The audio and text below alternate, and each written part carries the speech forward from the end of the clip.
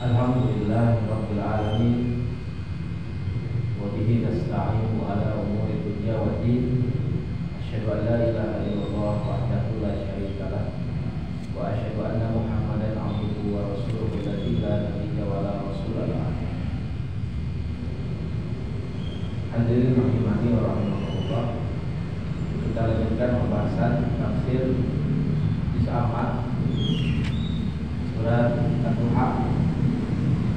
Insyaallah pada kesempatan ini kita masuk pada surat At-Duha.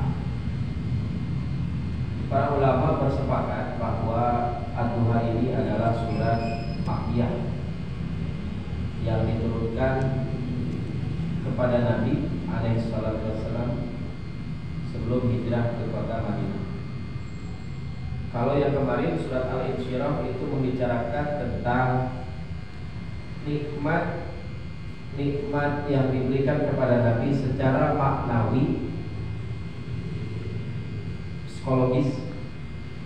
Nah, ini dalam At-Duha ini dibicarakan tentang nikmat yang Allah berikan kepada Nabi berupa nikmat yang zahir, nikmat yang zahir yang Allah anugerahkan kepada Nabi.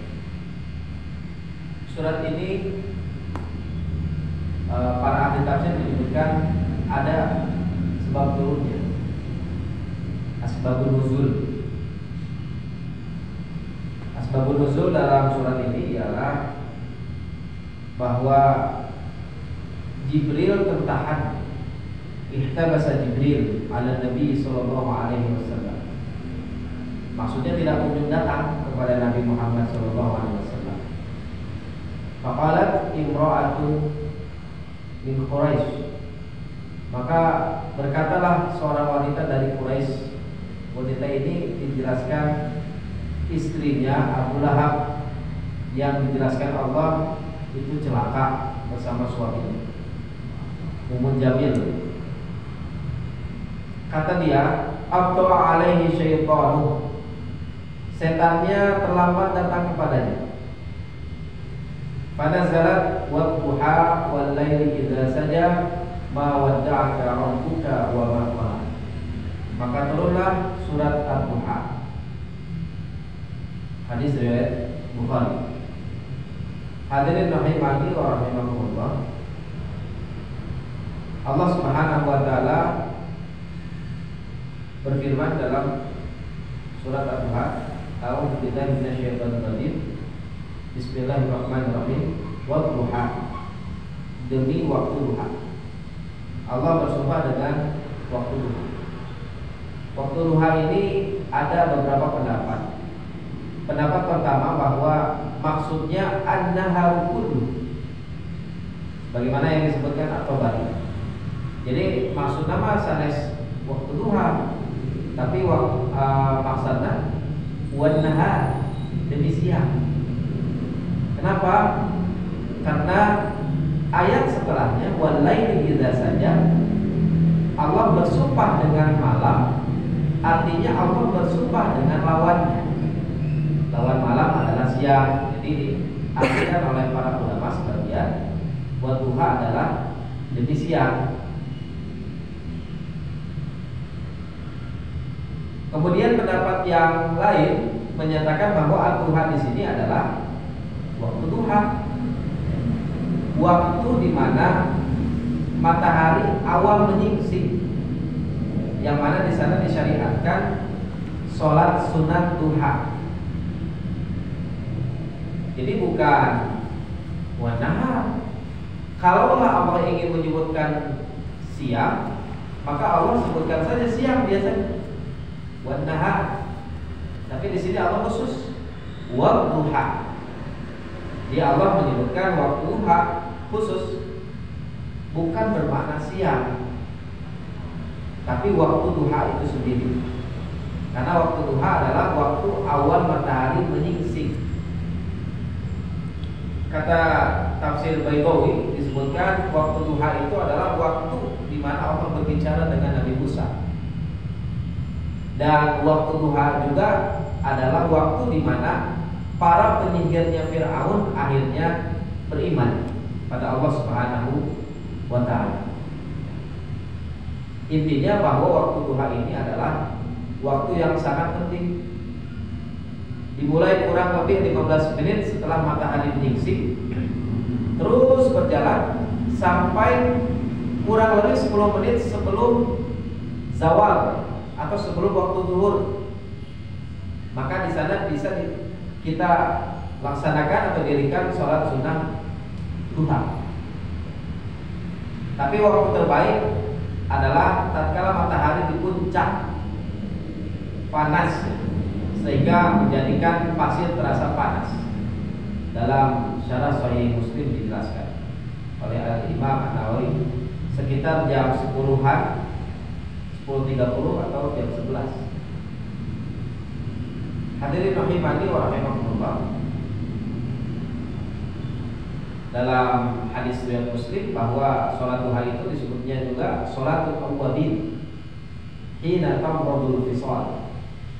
Sholat awwabin yakni sholatnya orang-orang yang selalu kembali pada Allah tatkala kaki-kaki anak-anak unta kepanasan. Nah, ini waktu disyariatkannya sholat duha. Maka di waktu tersebut adalah waktu sedang beraktivitas. Puncak bahkan, puncak orang-orang beraktivitas baru masuk kantor, baru masuk kerja, di tengah-tengah disibukkan dengan pekerjaan duniawi, dunianya masing-masing. Maka beruntunglah orang-orang yang bisa menyempatkan waktunya untuk pergi ke masjid, apalagi mengerjakan sholat duha di waktu tersebut. Hadirin rahimani wa rahimakumullah. Kemudian ayat kedua Allah Subhanahu wa taala menyebutkan wal laili idza saja, dan demi malam apabila telah sunyi. Maksudnya apa? Maksudnya malam ketika datang gelap. Jadi baru datang gelap, atau ketika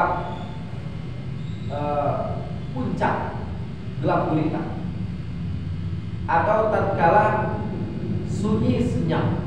Dalam tafsir At-Tabari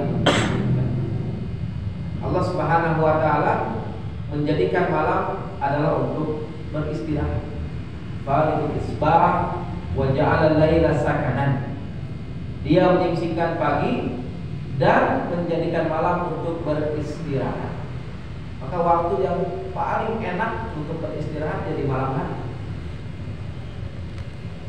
Nah, ini seimbang, tidak siang terus ya, atau tidak malam terus ya. Mungkin orang-orang dulu merasakan ketika Gunung Krakatau meletus, konon katanya bumi ini satu dunia ini diselimuti awan kabut asap dari Gunung Krakatau yang matahari pun tidak terlihat jelas. Dan itu terjadi beberapa waktu ketika Gunung Krakatau ya tahun 1883 itu meletus di Selat Sunda. Bahkan ada seniman yang membuat lukisan tentang bagaimana kondisi seperti ketika itu.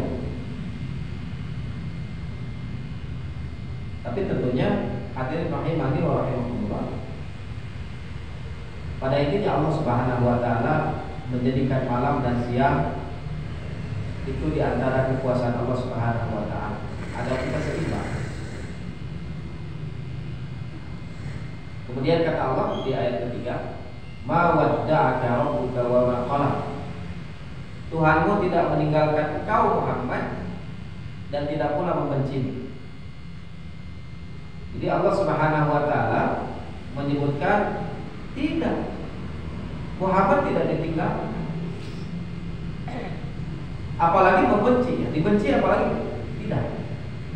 Makanya di sini Allah Subhanahu wa taala memakai kata Rabb, ma wadda'aka rabbuka. Rabb di sini kan bermakna Tuhan yang memelihara, rububiyah, yang memberikan tarbiyah. Seakan-akan seperti ini. Allah bilang, wahai Muhammad, Rabbkulah yang telah mentarbiyah dan mendidik engkau dengan tarbiyah khusus, perhatian yang khusus. Maka tidak mungkin Rabbmu meninggalkan kamu. Tidak sebagaimana persangkaannya Ummu Jamil, istrinya Abu Lahab. Ini dalam tafsir As-Sa'di dijelaskan bahwa Allah telah mentarbiyah Rasulullah alaihissalam. Tidak mungkin Allah subhanahu wa ta'ala meninggalkan. Kemudian Allah sebutkan wama qola. Wama qola teh maknana wama abgodo. Wama abgodo itu artinya Allah tidak membencimu. Nah ini kalau ditalutik gitu ya, kalau dilihat maknanya, kalau Allah menafikan sesuatu ya, Allah kan menafikan Allah itu membenci Rasulullah, Allah itu meninggalkan Rasulullah. Berarti kebalikannya bagaimana? Kebalikannya Allah ingin mengangkat derajatnya Rasulullah SAW. Allah tidak akan meninggalkan, Allah tidak akan membenci, bahkan Allah memuji Nabi Muhammad SAW. Sampai sekarang nama Nabi Muhammad itu terus digaungkan. Contoh lain misalkan la ta'khudhuhu sinatun wa la naum.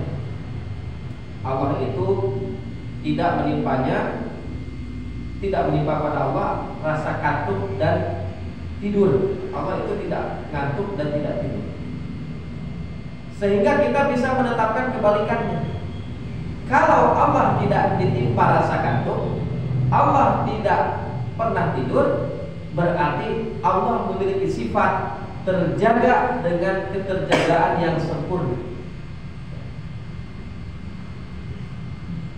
Termasuk yang tadi, ketika Allah sebutkan wama qola, wama abghadha, Allah tidak meninggalkan. Di sini tidak disebutkan nobirka. Jadi tidak disebutkan wama qolaka. Tapi Allah sebutkan dengan kata ganti orang ketiga. Nah ini diantara hal yang Allah sebutkan ya, dalam uslub gaya bahasa yang mana Nabi Muhammad alaihissalam kalau misalkan mendengarnya langsung ya, atau ditujukan langsung kepada Nabi Muhammad, wama abghadha misalkan, atau wama qolaka misalkan ya, maka ini berat ya didengar oleh Nabi Muhammad SAW, meskipun maksudnya untuk Nabi Muhammad. Maka ketika Allah sebutkan seperti itu, maka lawannya, konsekuensinya Allah akan senantiasa mencintai Nabi Muhammad Sallallahu Alaihi Wasallam. Hadirin rahimani wa rahimakumullah. Kemudian ayat keempat, Allah Subhanahu Wa Taala menyatakan walal akhiratu khairul laka minal ula. Dan sungguh yang kemudian itu, yang akhir itu lebih baik bagimu daripada permulaan. Kata Syekh Abdurrahman bin Nasir As-Sa'di ya, beliau menyatakan bahwa Rasulullah setiap saat tingkatannya naik. Jadi apa yang telah berlalu tingkatannya, maka itu lebih rendah daripada apa yang akan datang. Nah nanti lebih jelasnya akan dijelaskan pada ayat berikutnya, sebagai bukti bahwa yang kemudian itu bagi Nabi Muhammad lebih baik daripada permulaan. Nah ini contoh di antara bukti bahwasanya Allah meninggikan derajat Nabi Muhammad Sallallahu Alaihi Wasallam. Hadirin rahimani wa rahimakumullah. Kemudian Allah Subhanahu Wa Taala dalam ayat 5 menjelaskan wala sawfa yu'tika rabbuka fatardha.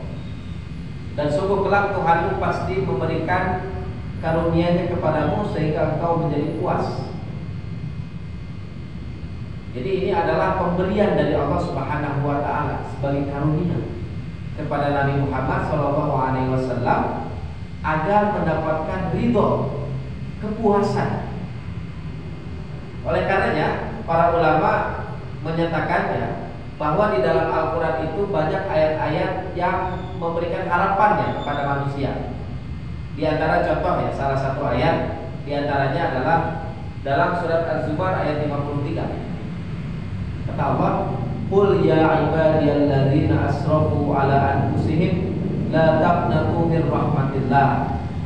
Katakanlah, wahai hamba-hambaku yang melampaui batas. Maksudnya yang berdosa. Dosa apa? Umum. Dosa apa saja? Dosa besar, dosa kecil, dosa apa saja?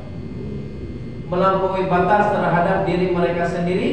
La taqnatu min rahmatillah.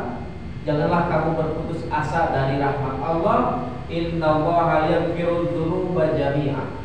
Sesungguhnya Allah mengampuni dosa-dosa semuanya. Innahu huwal ghafurur rahim. Dialah yang Maha Pengampun lagi Maha Penyayang. Ayat ini kan memberikan harapan kepada orang-orang yang melakukan dosa banyak. Bagaimana orang yang membunuh 99 orang. Bayang satu nyawa saja ini kan sangat berharga. Kata Rasulullah, awwalu ma yuhasabu bil 'abdu yaumal qiyamah as-shalah wa awwalu ma yuqda bainan nas fit dima'. Yang pertama dihisab di hadapan Allah Subhanahu wa taala di hari kiamat dari amalnya adalah as-shalah, salat. Maka salat kita akan dihisab. Wa awwalu ma yuqda bainan nas fit dima'. Dan perkara yang pertama ditentukan, diputuskan antara orang-orang adalah masalah darah. Nah ini tanggung-tanggung ya, 2000 salapan. Hingga akhirnya orang ini ada rasa penyesalan sedikit dalam hatinya. Maka akhirnya dia mendatangi ahli ibadah, bukan ahli ilmu. Maka ahli ibadah ditanya, apakah Allah akan mengampuni dosa aku sudah membunuh 99 orang? Maka ahli ibadah berkata, kamu tidak akan diampuni. Maka kesal mereka, dibunuhlah orang tersebut, maka genap menjadi 100. Akhirnya muncul penyesalan ini ke 100 ya. Sudah 100 orang saya bunuh, maka dia pergi kepada ahli ilmu ya, kepada ulama. Maka para ulama tersebut mengatakan bahwa Allah Subhanahu wa taala mengampuni dosa semuanya.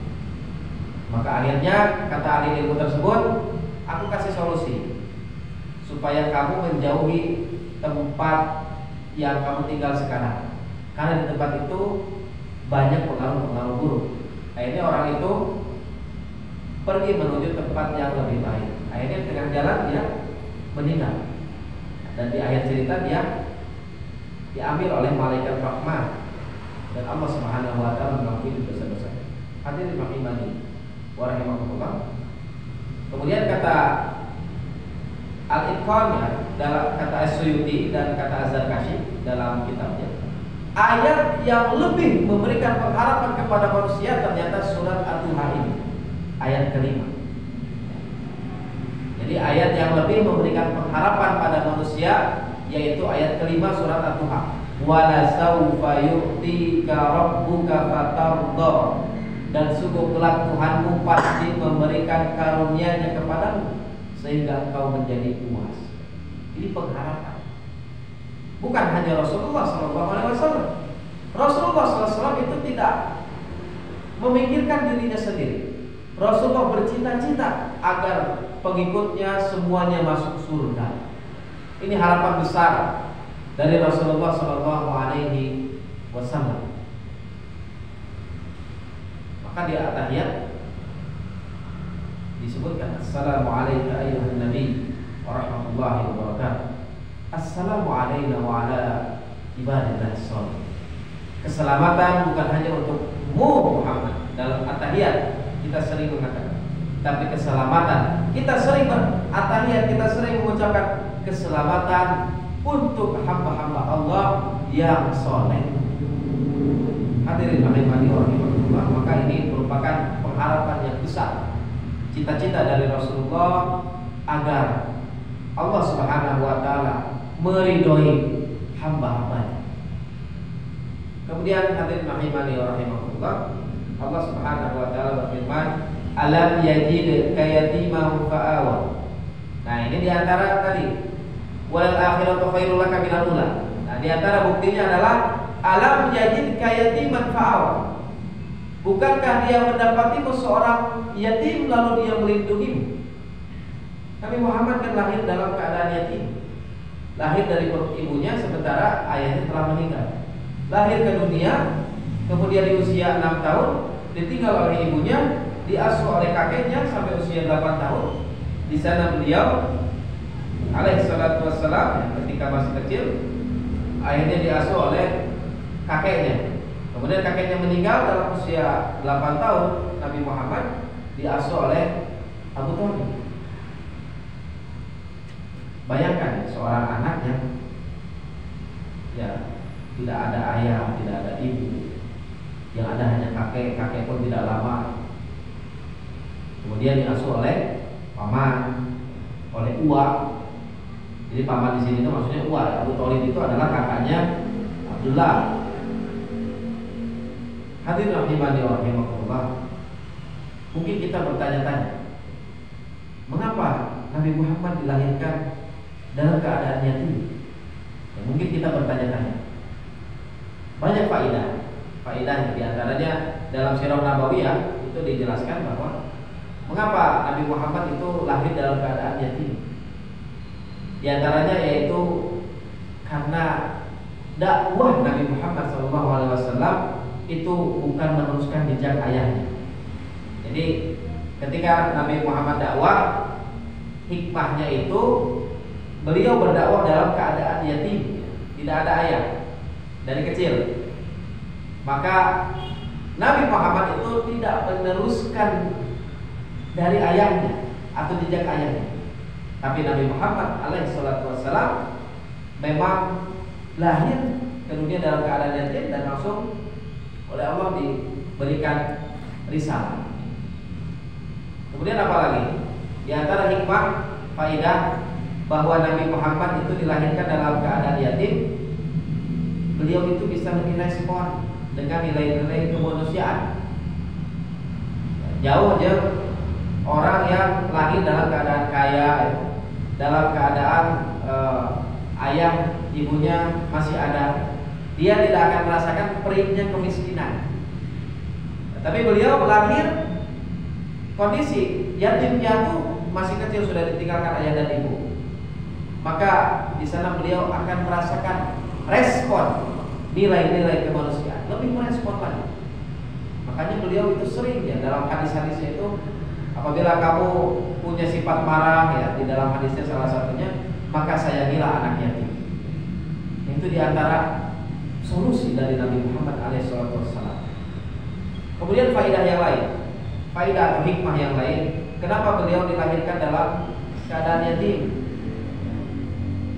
Karena yang mendidik seorang anak itu ternyata adalah lebih besar dari peran ibu.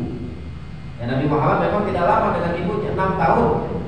Tapi di sana bisa dijelaskan bahwa Nabi Muhammad alaihissalam ya, ketika lahir dalam kondisi yatim menunjukkan bagaimana peran seorang ibu dalam mendidik anak.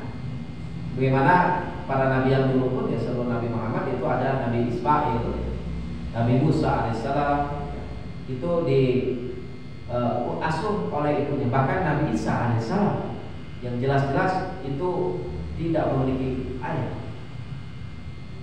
Kemudian hadirin rahimani wa rahimakumullah, kemudian ada pelajaran penting juga, di antaranya adalah beliau dilahirkan dalam keadaan yatim agar bisa menghibur anak yatim di setiap zaman dan tempat. Bahwa menjadi anak yatim itu bukanlah suatu musibah. Hadirin rahimani wa rahimakumullah, maka Allah Subhanahu wa taala melindungi Nabi ya, dengan diasuhnya beliau oleh keluarganya.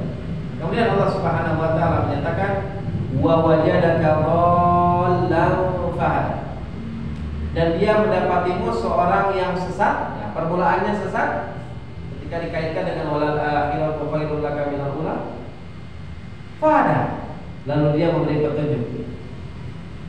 Jadi akhirnya lebih baik. Nah, ini pernah viral ya. Ayat ini itu pernah viral beberapa tahun yang lalu oleh salah satu ustadz kondak, bahwasanya Nabi Muhammad Muhammad itu sesat. Bagaimana maksud sesatnya itu bagaimana? Ya, kita rujuk saja tafsir. Di antara tafsir Baydhawi. Tafsir Baydhawi menjelaskan bahwa Nabi Muhammad pernah berjalan dengan pamannya Abu Thalib ketika berdagang ke negeri Syam. Jauh sekali, negeri Syam itu jauh. Kemudian Nabi tersesat, hilang. Disesatkan oleh siapa? Oleh iblis. Namun Allah memberikan petunjuk dan mengembalikannya kembali. Nah, ini penafsiran yang pertama. Penafsiran yang kedua adalah dulu Nabi Muhammad alaihi salatu wassalam belum tahu tentang iman, tentang Islam. Hingga akhirnya Allah Subhanahu wa taala mengajarkan beliau, memberikan beliau Al-Qur'an, memberikan beliau petunjuk. Di antara dalilnya itu Quran surat Asy-Syura ayat 52. Wa kadzalika auhayna ilaika ruham min amrina. Dan demikianlah kami wahyukan kepadamu Muhammad ruh Al-Qur'an dengan perintah kami. Ma kunta tadri. Nah, di sini. Ma kunta tadri mal kitab walal iman. Walakin ja'alnahu nuran nahdi bihi man nasya min ibadina. Wa innaka la tahdi ila siratal mustaqim. Sebelumnya engkau tidak mengetahui bagaimana kitab Quran itu. Apakah kitab Al-Quran itu? Dulu kan Nabi Muhammad itu seorang ummi, tidak bisa baca, tidak bisa tulis. Akhirnya Allah memberikan karunia berupa Al-Quran, berupa petunjuk. Nabi Muhammad tidak tahu apa itu Quran, apa itu iman dalam ayat ini. Tetapi kami jadikan Al-Quran itu cahaya. Dengan itu kami memberikan petunjuk kepada siapa yang kami kehendaki di antara hamba-hamba kami. Maka tidak hanya Nabi Muhammad yang diberikan petunjuk berupa Al-Quran, berupa keimanan. Siapapun yang Allah ridhoi, yang Allah kehendaki di antara hamba-hambanya, Allah akan berikan. Kata Allah, dan sungguh kau benar-benar membimbing manusia ke jalan yang lurus. Hadirin rahimani wa rahimakumullah. Maka setelah Nabi Muhammad diberikan Al-Quran, diberikan petunjuk, bahkan setiap tahun ya, setiap Ramadan beliau itu privat langsung ya, pada malaikat Jibril, bertalaki langsung pada malaikat Jibril. Itu diantara wa wajadaka dhallan fahada, bahwa Nabi Muhammad tidak tahu Quran, tidak tahu ayat-ayat Quran, tidak tahu iman. Akhirnya Allah Subhanahu wa taala mengajarkan beliau, dan beliau sampaikan lagi kepada yang lain, pada para sahabat dan kaum. Hadirin rahimani wa rahimakumullah. Kemudian Allah Subhanahu wa taala berfirman, wa wajadaka 'ailan fa'aghna. Dan dia mendapatimu sebagai seorang yang kekurangan, lalu dia memberikan kecukupan. Jadi Nabi Muhammad ini hidup dalam keadaan miskin. Nah, jenah miskin kan numpang, jenah di Abu Thalib, ya Abu Thalib lagi miskin, sama-sama miskin. Dijelaskan ya, Abu Thalib itu bukan orang kaya, Abu Thalib itu miskin. Maka oleh karena itu dulu Nabi Muhammad sering membantu pamannya mengembalakan kambing. Orang-orang Mekah punya kambing digembalakan oleh Nabi Muhammad. Bukan kambing beliau sendiri, bukan, tapi kambingnya orang-orang Mekah. Agar apa? Agar supaya dapat upah. Pun Abu Thalibul Harma dapat menggembala kambing sih namanya. Tapi karena untuk membantu pamannya untuk dapatkan upah. Lalu akhirnya Nabi Muhammad menikah ya, dengan Khadijah. Nah, Khadijah ini dijelaskan adalah wanita terkaya yang ada di Mekah. Bahkan ada ya, yang menyatakan bahwa harta Khadijah dibandingkan dengan seluruh harta orang-orang kaya yang ada di Mekah, itu baru bisa menyamai harta Khadijah. Nah, ini saking kayanya, ini hal biasa kaya sekali Khadijah. Walaupun usianya ini beda jauh dengan Nabi Muhammad Sallallahu Alaihi Wasallam. Hingga akhirnya Khadijah tertarik kepada beliau. Tapi yang namanya melamar ya di zaman dulu pun itu tradisinya laki-laki yang melamar. Maka Khadijah meminta saudarinya untuk bagaimana supaya Nabi Muhammad mau melamar Khadijah. Akhirnya ketika dikatakan kepada Nabi Muhammad Maka Nabi Muhammad bilang, siapakah Muhammad? Siapakah Muhammad? Min qillatil dzatiyah. Jadi can boga nanaon gitu ya, Nabi Muhammad ini minder ya. Ketika ditawarkan Khadijah. Namun akhirnya Nabi Muhammad memberanikan diri, akhirnya melamar Siti Khadijah. Dan tentunya di sanalah beliau menjadi pasangan yang luar biasa. Pasangan yang luar biasa, seorang istri yang saleh, Ummul Mukminin Siti Khadijah. Hadirin rahimani wa rahimakumullah. Nah, ketika karunia ini yang Allah berikan ini merupakan bukti dari firman Allah tadi, walal akhiratu khairul laka minal ula. Dan sungguh yang kemudian itu lebih baik bagimu daripada permulaan. Nah, cenah nuka hiji teh kondisi nu awalna yatim dinaungi oleh Allah.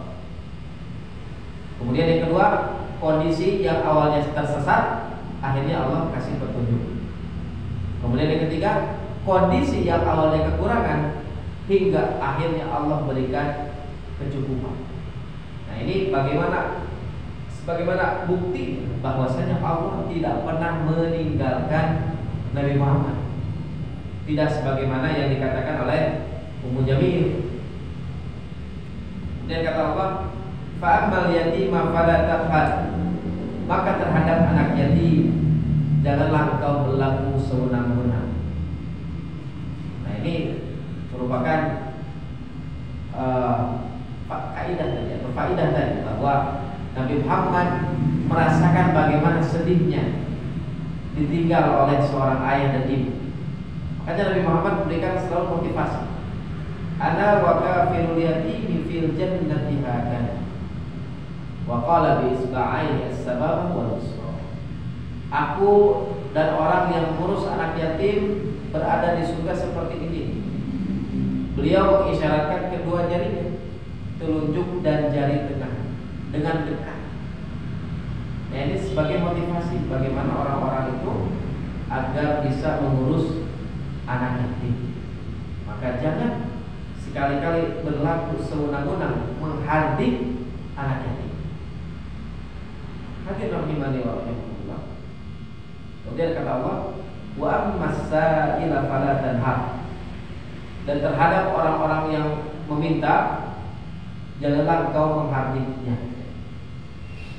Jadi sebagaimana bahwa Allah Subhanahu wa taala memberikan anugerah berupa harta ketika ada orang-orang yang mungkin membutuhkan sebagian dari harta kita, rezeki yang kita miliki, maka sikap kita kepada mereka itu tidak boleh menghardik. Yang sudah sedekah saja, kata Allah, jangan dibatalkan dengan mengungkit-ungkit dan dengan ucapan yang menyakiti hati. La tuqtiru shadaqatikum bil manni wal adha.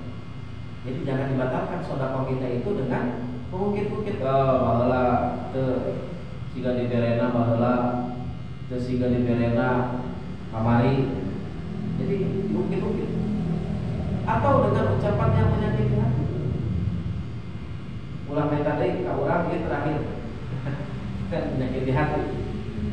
Jadi jangan sampai kita menghardik orang yang meminta. Kalau misalkan tidak punya, kita katakan tidak ada, tidak punya. Misalkan. Jangan sampai kita menyakiti hati. Dan ini adalah uswah hasanah dari Nabi Muhammad SAW bahwa beliau tidak pernah menyakiti hati seseorang yang meminta-minta. Bahkan ketika Nabi Muhammad diberikan harta yang banyak, beliau itu dikatakan sebagai orang yang paling dermawan di antara orang-orang yang dermawan. Bahkan beliau tidak hanya memberi kepada orang muslim, akan tetapi orang kafir pun beliau kasih. Jika ada orang Yahudi yang meminjam, beliau kasih pinjaman. Dan beliau pun pernah meminjam kepada orang-orang Yahudi. Ketika ada orang Yahudi buta, beliau kasih makanan. Hadirin rahimani wa rahimakumullah.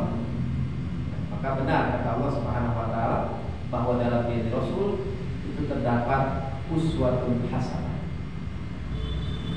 Kemudian dalam ayat terakhir surat Al-Duha, Allah Subhanahu wa taala menyatakan wa amma bi ni'mati rabbika fahaddits, dan terhadap nikmat Tuhanmu hendaklah engkau nyatakan.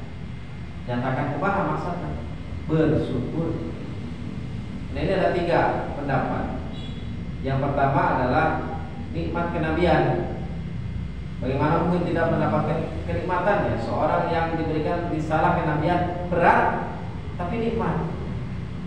Maka kata Allah fahaddits, nyatakan, serukan manusia, serulah manusia untuk mengimani kenabian, untuk mengimani Allah Subhanahu wa taala.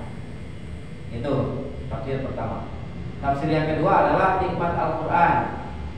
Sehingga maknanya adalah wa amma bi ni'mati rabbika, dan adapun nikmat Al-Qur'an dari Tuhanmu, fahaddits, maka bacakan Quran kepada seluruh manusia. Kemudian yang ketiga, nikmat secara umum. Karena nikmat di sini itu adalah nikmat yang tersusun dari isim mufrad diidhofahkan kepada isim ma'rifah. Karena dalam kaidah usul fikih ya, kalau dalam ada susunan seperti ini ya, maka susunan ini itu memberi faedah keumuman. Walaupun bentuknya nikmat itu mufrad ya, akan tetapi maknanya adalah nikmat-nikmat Allah secara keseluruhan. Ya. Bagaimana caranya fahaddits ya? Fahaddits di sini bagaimana? Di antaranya adalah dengan menunjukkan rasa syukur. Kemudian dengan menceritakannya kepada orang-orang yang amanah, orang-orang yang thiqah. Ya, umpamanya ada orang yang membangun rumah baru gedung, maka biasanya orang-orang atau orang tersebut mengadakan tahaddus bi nikmah, ya, tasyakur bi nikmah, undang ya orang-orang para tetangga. Nah, itu diantara bukti bahwa dia fahaddits, bukan dalam rangka riya, bukan dalam rangka sombong dan berlebih-lebihan. Akan tetapi fahaddits di sini menunjukkan bagaimana bentuk rasa syukur dia. Makanya ada pertanyaan, apakah kita boleh mengadakan syukuran ya, dengan mengadakan acara makan-makan ketika punya rumah baru ya misalkan? Maka jawabannya boleh, asalkan bukan ditunjukkan bahwa dengan diadakannya acara makan-makan maka rumah ini akan terbebas dari jin misalkan, akan terbebas dari gangguan-gangguan syaitan misalkan. Nah, maka itu tidak boleh, itu perkara bid'ah ya.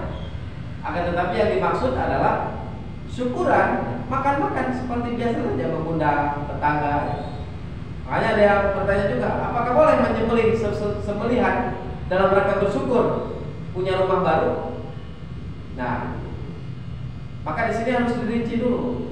Dia menyembelih kambing, misalkan menyembelih sapi dalam rangka syukuran rumah, itu untuk apa? Apakah untuk keselamatan supaya tidak diganggu rumahnya? Diyakini bahwa kalau sudah nyembelih ini maka diberikan keselamatan ya. Apakah bagaimana? Ataukah bagaimana? Atau misalkan dia menyembelih sesembelihan sapi atau kambing ini hanya untuk mengundang kerabat makan-makan dalam rangka bersyukur, maka ini jawabannya tidak mengapa, sebagaimana fatwa dari Syekh Abdul Aziz bin Baz ya, rahimahullah, bahwasanya itu tidak mengapa. Apalagi ini adalah dalam rangka bukan dalam rangka ibadah, tidak ada sholat-sholat tertentu kan, tapi ini hanya makan-makan biasa saja. Hadirin rahimani wa rahimakumullah, ini diantara cara mengucapkan rasa syukur, fahaddits di sana. Jadi menceritakan itu tidak hanya dengan lisan, tadi dengan mengundang orang-orang, mengundang para tetangga. Bahwasanya saya punya rumah baru nih, saya punya mobil baru nih, saya punya anak nih. Ya. Bagaimana kan ada syariat akikah? Bagaimana ketika anak baru lahir di sana, hadisnya di sana itu bahkan disyariatkan oleh Rasulullah SAW bagi yang mampu tentunya. Kalau anak laki-laki yang baru lahirnya kasih nama ya, dan kambingnya 2. Kalau ada perempuan itu kambingnya 1. Itu diantara dalam rangka bersyukur pada Allah Subhanahu wa Ta'ala. Tentunya hadis yang bisa kita tafsirkan juga adalah hadis dalam rangka mentaati apa yang Allah Subhanahu wa Ta'ala wajibkan ya, dan menjauhi apa yang Allah Subhanahu wa Ta'ala dan Rasulullah sallallahu alaihi wasallam larang. Jangan seperti Qarun punya harta banyak tapi sombong. Dia bilang bahwa harta saya banyak tapi bukan karena siapa-siapa, tapi karena ilmu yang saya miliki. Ini adalah perkataan yang kufur. Hadirin rahimani wa rahimakumullah. Rupanya itu yang bisa disampaikan pada kesempatan kali ini. Mudah-mudahan ada guna dan manfaatnya, khususnya bagi saya dan tentunya bagi jemaah sekalian. Aku qouli hadza wa astaghfirullah li wa lakum. Subhanakallahumma wa bihamdika asyhadu an la ilaha illa anta astaghfiruka